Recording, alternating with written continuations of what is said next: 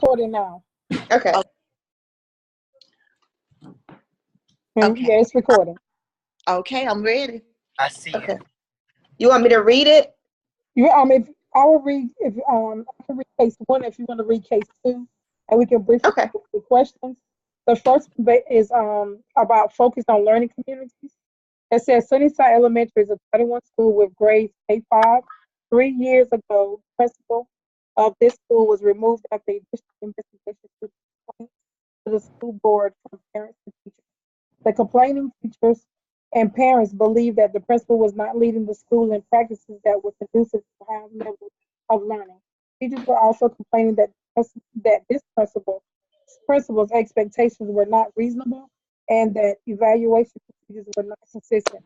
Upon the removal of this principal, you were asked to become principal at Sunnyside. You have now been at the school for 3 years. You have been given the task of creating a cohesive organizational unit for this school and improving the morale of the remaining staff members and families. Under the former principal regime, whatever that word is, the staff members of Sunnyside, I'm mad, I was reading this earlier. The staff members of Sunnyside were required to form a school-wide PLC, grade level PLCs. My daughter is in the bathroom, she's been in there 3 times since I started this video. And committees for literacy, math, science, social studies, school plans, data collection.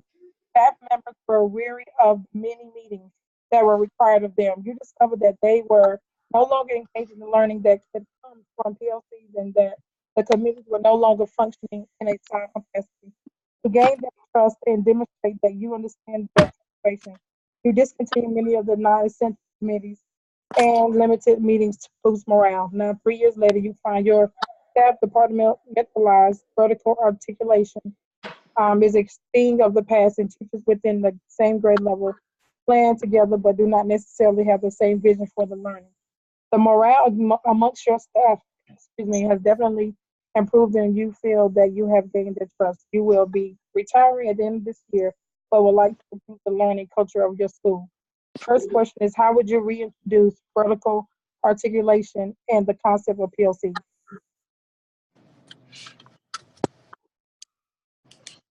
Repeat that question again. And so how would you reintroduce vertical articulation and the concept of PLC? So how will we reintroduce it?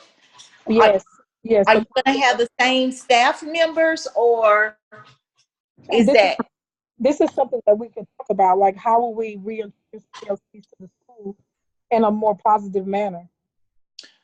Well, my first suggestion is that send out an email to the staff informing them of what time the PLC will take place. And then once you do that, when the staff arrive at the PLC, have some type of hook that will actually draw their attention. And of course, have some type of snacks there, because that will assist with them being more attentive. If they feel like it's just not the same old meeting. I think that's the first thing that we need to do. Something else to add to that, I think that you should ask the teachers what do they want, and how can the PLCs benefit their classroom teaching. Right. I would agree with that, and I would say, as the leader, it would be more beneficial to act more as the facilitator and not necessarily, dictate the entire meeting. Because if they're going to have some true vertical articulation, then allow them to have that dialogue, whether they're talking about the weaknesses of their students, so that the previous grade levels can get a true understanding of like what's expected for the next grade level. Because I think oftentimes we're so consumed with teaching only our grade level content standards that we aren't really truly preparing them for what's expected at the next level. That vertical planning. Mm-hmm. First, we should break up, okay, like say it's kindergarten first, you need to make sure that kindergarten and first meet, but then first and second need to meet. So that way there's some type of course that's taking place throughout. Now that's just K-5. But when you branch out to middle school, the same thing should go from middle school up to high school, because you're building upon each foundation. Right. And see, I said that the principal should actually have like a meeting with the staff members to kind of look at current data, see the state of the school, and use data as the leverage. Because if you notice that in your data that your math department is not performing, up to par, then you let those teachers actually see that evidence, and then like using that data, you can pull those PLC resources together. And then to get the teachers to buy into it, let them take ownership. When they see that data, they can take ownership of it and start building those PLCs around it, so that they can have that meaningful conversations with the teachers that they choose to be on those in those teams. But everything should be focused on the data aspect of it, because if you see that your school's not progressing, then something needs to be done. It's morale going to be built because you're not having all these meetings, but at the same time, your focus is on school and student achievement, and you need data to support that. Absolutely. And one thing I say in addition to that, when you're talking about data, teachers need to go in with that mindset. Just because it's the beginning of the school year or mid-year or towards the end, data does not stop. It needs to be ongoing and consistent. Absolutely. Yeah, exactly, because we see a lot of students that score reports come back showing that they need remediation, but the teachers really don't build upon like a reteaching plan. Like, how are you going to address the needs of those students that aren't mastering the standards? Just opening up that dialogue, because a lot of them just think of it probably as just one more thing. But I think whenever you allow that vertical articulation to come in, and then they start talking about what's expected for that standard, a lot of them will realize, well, hey, I just taught the standard wrong to begin with. I didn't even teach what actually needed. I taught, what this grade level needed. Absolutely. So, just unpacking those standards, I think. There you go. And that's one thing that I'm having to do with my PLC team, is teach them how to unpack those standards. Because you cannot just teach that standard as a whole, because there may be 3 to 4 parts within that standard that they need to be aware of. And if we're not unpacking it, how can we properly teach it? And how do you know that that child is actually learning what is being taught? And it should be across the board. Yes, that's what that vertical alignment ties in too. Because once you unpack those standards and you see like the prerequisite that's needed for that standard, that's where those conversations that should come from. Yes, if I'm the only math teacher on my team and I'm planning with a literacy teacher, how is she going to help me with that aspect? So you need somebody below you and above you possibly to help you make those learning decisions. Like what Brandon was saying earlier, they need to know where they came from and then what's to come. That's right. You know what? I hear what you all are saying, and I'm not against anything you just said. But when you said a literacy teacher, I think a literacy teacher will benefit with math, because if you have a student that can't read, how are they going to solve math problems or word? Right. Exactly. So I think it needs to be some type of collaboration when it comes to reading and math, because I think there's a big disconnect. At my school, math department is math department, reading department is reading department, and they go hard for math. But when it comes to reading, it's like, and math is really taking the school to another level. But reading, no. Yeah. And then also with the I always say principals want to they want us to teach the kids 21st century skills, but we're not preparing the teachers to be 21st century teachers. And I think if we think across the board, I think it will work out if we think on that level, 21st century teachers, not 19th century teachers. There you go. I agree with that. Yeah. Definitely. And I think that collaboration among the literacy and math teachers is very important, especially when we look at the type of math assessments that these kids take these days. It's more so reading based anyway. So it's not when we look at areas of weaknesses, like if we struggle with math more so than not, it's the reading portion of it. It's not that they don't understand the math skills, it's that they didn't comprehend the reading. So the reading and, you know, help the other content area teachers with like the decoding and, you know, decomposing those math word problems so that they can better solve them. Absolutely. Right. I agree 100%. Because I wasn't saying, you know, to eliminate grade level planning. I was just saying that there should be time enough for it. Because I've been in a school where we had the time to plan with our grade level, but we also had time to do the vertical planning. Because, you know, you want that integration with your subjects where there's reading, math, science, social studies. You want that integration, but at the same time, you want to meet with people who actually teach your subject too, so you can hear that terminology and, you know, the discourse that should be taken with the And bounce scholars. around ideas. Right. So in order to effectively create a PLC team, you're going to have strong leaders in place Absolutely. to carry it out, because a lot of people aren't. Because let's take for an example, newbies, the new teachers that's coming out now that may have been teaching for a year or two, they're really not as firm because they don't teach them that in college. Yeah, That's true. So, you know, you have to have some leadership that actually takes control so that the PLCs can be ran orderly. And I think that's what's happening with a lot of PLCs. People really don't know. They're just thinking, oh, a PLC is another meeting, but it goes deeper than just that surface. Right. can we go to the next?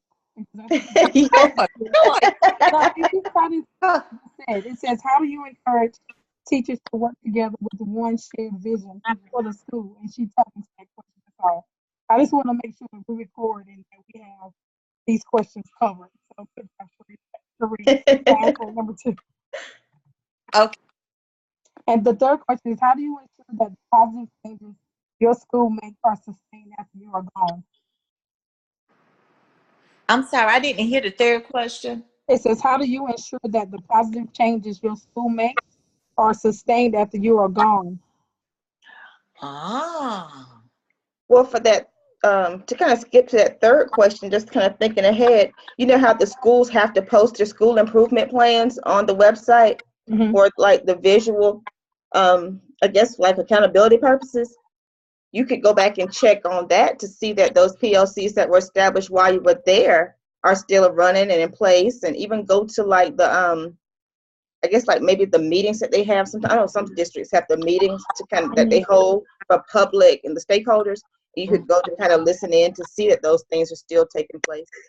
And I would say even to go to recording minutes, because if the minutes aren't taken, then that meeting did not take place. Absolutely, absolutely.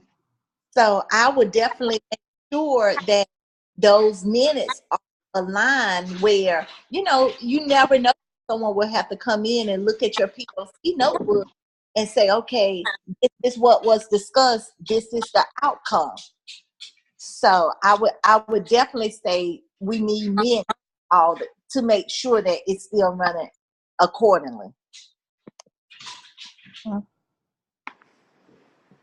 I would say that, you know, to encourage them to work together for that shared vision. I think that as the leader, you know, you have to realize that you will be the one that's really setting the tone.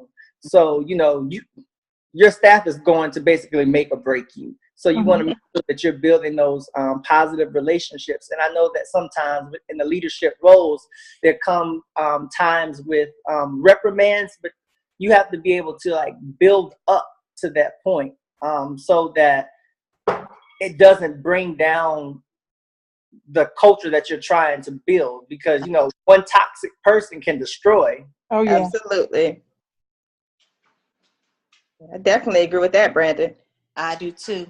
Yeah, me too. And just thinking about it too, like you said, the principal has to set the tone, but the principal also has to have that the process too, like the goals in mind, to know like what action steps need to be taken. But I guess as a leader, I would, you know, use those PLCs, and I always go back to the data aspect of it. but use that kind of as leverage on giving the teachers some flexibility on how they want to actually reach those goals. Because we already know, like, the principal sets the vision and the tone, and then kind of puts the process in place. Let those teachers again have that buy-in through their what they know to do in meeting those goals. But now, one thing that I do want to say, what if the admin that's actually retired, he's strong, she's strong, but then you get the new admin that's coming in that's weak in a lot of areas. So what do you do in that instance?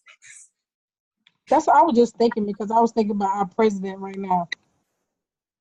Obama put a lot of things in place that not only was beneficial, I believe it was beneficial for everybody, but I don't think it's a way a principal can make sure that the changes that they put in place will continue. I think that would be hard to do unless they help with the hiring process to make sure that they get someone else in there that is similar to them.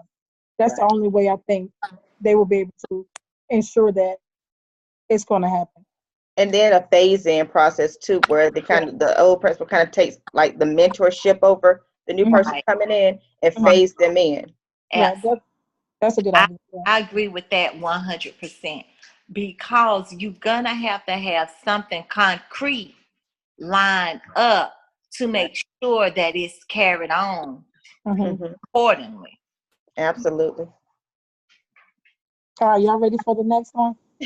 Yes, ma'am. I'm trying to keep us on because we don't have a lot of time. So right, that little thing. Come on. Okay, so I'll read this one. Okay. All right, so this one is focusing on learning cultures and sustaining cultures. As a principal, you are responsible for evaluating the efficacy of your school in regard to individual teachers and as a collective whole. Like other districts, your district has an evaluation system that monitors teachers. The evaluation for first-year teachers and teachers who are new to the district is much more detailed than that for continuing teachers. In fact, the evaluation for continuing teachers consists of the teachers or the principal selecting individual and or grade level goals. They are evaluated on how well they accomplish their goals. You have overheard teachers in your school and throughout your district talk about the district's evaluation system, stating that it doesn't truly measure the skills that make teachers successful. To a certain degree, you believe that they are correct. Monitoring goals for the year certainly doesn't tell you which teachers are participating in ongoing professional development, collaborative learning, or other key factors for successful teachers. You know that you must continue the district-required evaluation system, but you feel that you need an additional system of evaluation for the teachers at your school to determine their areas of need. This new system should measure essential elements such as professional development, empowerment, disposition, etc. You would also like to use a system that would be measurable and would encourage growth in several areas. In order to sustain growth, you know that your staff members must believe in the new evaluation system and see it for what it is, a measurement of growth, not a demoralizing process in which they will be reprimanded for their areas of need. So the first question asks, what essential elements should be a part of your new evaluation system? Now, I would say, first of all, that it should be noted that the admin, the principal, should do random weekly drop-in observations. And it can't be the same time every day, because I've been in a school where the admin would come at I knew every day what time that admin was going to come, and I knew to have my A game on at that particular time. I also think that peer observations should be done. Whether it shouldn't be announced. I'm one of these ones. I go with a lot of unannounced things, because you want to see, okay, you may, like I said before, if you're doing something and you know that someone's coming, you're gonna do your A game. But if you don't know, really, if you don't know, or no, I probably won't be observed, you're not gonna be you'll be relaxed. And I think if they keep teachers held accountable with random drop-ins, and you never know they're gonna always be on their A game. We have, That's true. they have a list, and my process is in place. You gotta have your lessons on your desk. You gotta have your records on your board, and you gotta make sure that your are at all times for the students to follow. And if you So don't have that, I couldn't hear. I couldn't hear you either. I heard you say something about having the standards posted on the board. at my school, you have to have an exemplar for the student to follow, and you have to have your objectives, and you have to have them plan out on the desk. So when an administrator walks in your room and asks the students what they're doing, if you can't explain it, you're gonna have to eat after school. So if they can't explain it, what happens? You're gonna have a meeting after school with the principal explaining. You have to tell them why your students can't articulate what they're doing for their Mm-hmm. Yeah. Yeah. That's a good idea, though. That holds you accountable. Yeah. I mean, if you're standing there teaching and the kids have no clue what's going on, how are they learning? There you go. There you go. Yeah. There you go. We actually make our teachers post their agenda for the day so that the kids know what the topic is going to be. And so, like, when I walk in and if I don't see it, or if I ask the kids and they have no idea what's going on, I don't wait until the end of the day. I go back during that planning period so that we can address it then, and then you can fix it. I like that. I like that. My first, they'll wait sometimes 20 days before they get back. Yeah. Wow, days. How's that going to immediately fix the problem? And that was my thing. Like, I think any evaluation system needs to have an opportunity to allow the administrator or whoever an opportunity to provide feedback, because so many times I see taking place and then you don't really get to discuss the teacher because it may have been something that I overlooked, and that allows them an opportunity to say, hey, I did it this way because of this. And so then we can set some smart goals for some areas of improvement. Yeah. Brandon, I like that you said that you do immediate feedback so that you can rectify that problem right then. Yeah, I don't feel like I would do them justice by, going in there and seeing that you're doing it wrong and me allow you to continue doing it wrong for the rest of the day. That's what exactly. Because I leave like a little sticky note. Every observation that I do, I leave like 2 glows and a grow so that they'll know and have that immediate things. I'll stick it around their desk so they can see exactly what I saw. Some good points. I always want to emphasize good points that I see. But then I also leave a grow. And I mean, it's like immediate. We can have that dialogue if we need to, at their planning time or, but they'll see exactly what I saw that I want them to change or fix. And, so it's immediate. You all are all either in a higher position, like school improvement coaches, or as APs or something in that manner. I'm the only teacher per se, but this class has given me a totally different outlook on how I teach my students. Okay. It's coming from a different lens. Teacher too. You hear me? I am a teacher. I'm not an admin. Oh, okay. Yeah. Okay. My battery's about to start moving around to get away from my daughter. But you know what else I think is needed? Like a self-evaluation so that teachers can kind of really see and reflect on where they are. And then, have that conversation with maybe the admin or, somebody like on the administration team to kind of show like, this is where I think I am. And these are like my strengths, these are my weaknesses. This is where I want to grow. Right. So I think that should be a part of every type of evaluation. So when the principal or whoever comes in to do the observations, those drop-in visits, you can kind of see, okay, well, this is what this person thinks they were, but either they're above it or, they need some growing to do to reach that expectation. Absolutely.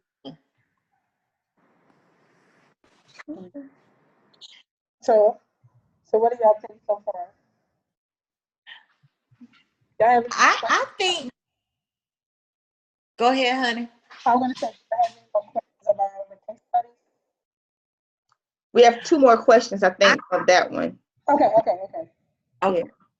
Let me see So the next one was, how would you get staff members to support your new evaluation system? All right, it's about to run out. That's why I said it. Okay. Oh, how much time is left? Uh, We have 9. We have 9 minutes. okay. I just seen the time pop up. Okay. Okay. So I would like to take some time to talk about. We got to do a peer review for the draft 3, right? Well, no, not today. We don't. Right. Okay. Task 3 is Only this is the only thing due tomorrow. The link for the YouTube link for this video. Okay. Sorry. Yeah. now. Repeat question 2, please, Jamie. So in other words, it's just asking, how would you basically introduce this new system? How would you get the teachers on board with this new evaluation system? I mean, I think that would be rather simple by just letting them know in order for us to grow as a team, as a school. This will benefit us all, and it's not going to single any particular grade level. It's across the board. Right. I agree. I think it also goes back to, how you build those relationships with your staff members, because some things are just non-negotiable. Absolutely. Things are just That's one of them. Yes. and I mean, an evaluation system is one of them. We're all evaluated on some form of level, regardless of how we feel about it. Right. So just making them aware of it. Absolutely. Yes. Letting them know it's for their growth. And part of the article said that it's not to demoralize anybody. Let them know it's not, and I got you moment. This is to help you grow as a professional, help you grow in your best practices. Because anytime, we're self-reflectors. Well, we have to understand our practice and what we're trying to do. And so kind of thinking about that first question, this system should have an opportunity to show your growth, show how you're using those best practices, evaluate, like you said, the drop-in visits, and then, the PDs. You have to go to PDs in order to grow in your profession. You have to keep, acquiring knowledge. And so the teachers just need to understand that this is what this is for. It's not to say, okay, I got you. You're not doing this. You're not on your game. But instead, this is where you are, and this is where you can go. This is where your potential should be. This is what you should work towards. Exactly. And I would also say that you could let them know that it helps you as an administrator, because sometimes, we aren't always aware of what's going on. We might drop in, but do you really always know? So, having a form of evaluation system allows you to really be cognizant of what's really going on in your school. Exactly. And if you keep up with the data. Exactly. I agree. Say hello. Hey. Hi. Hello. People say, hey, sit up. Get off me. But I agree with you, Brandon. A lot of times when principals do evaluate teachers, they come in like they're a real sergeant. And I think they should come in more of a friendly type of feel, and that will make teachers feel more comfortable around their mentors. And so that goes on what Brandon was saying too, building those relationships. That's important. That's very important. It is. That's going to make your school or break your school, because that morale, if you don't have that, my Lord. Yes. All right, let's try to squeeze this last question in this last 6 minutes. Okay. All right, so it's asking, how would the new evaluation system be used? I think that it should be used by being placed into a Google Drive, but just for that teacher to see, or even, because I don't think it can be implemented with the nieces, or could it be? With the what? I'm sorry? Nieces? Do you all have nieces? Okay, that's our evaluation system. But I don't know if it can go with this evaluation system. I would say that, or if not, like a Google Doc that only that teacher. I'm not saying everyone in the building can see it, but where you can correspond with that teacher to, as far as the things that you look for, things that was done correctly, things I think you need to be improved on. Again, it's not to demoralize, but to actually help grow that teacher or teacher.